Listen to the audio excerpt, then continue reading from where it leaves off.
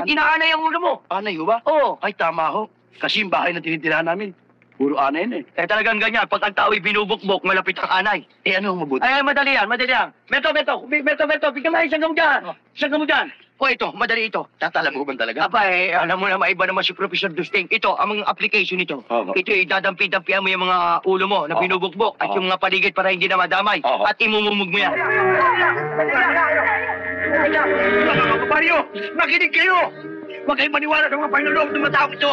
Tignan nyo, hindi ba dati nga palagong bukog na radyo ko? Ano nangyari? Tignan nyo. Dahil sa mahuwad na gamot na gigilid nyo, hindi kayo nalalagas lahat. At nagmumog pa raw ako, magmumog. Nagmumog naman ako. Ano nangyari?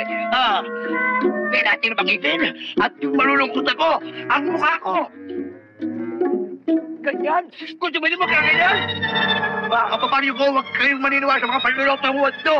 Paano kayo, paano ko? Hindi ko nananapat. Pagpapakatay ko kayo!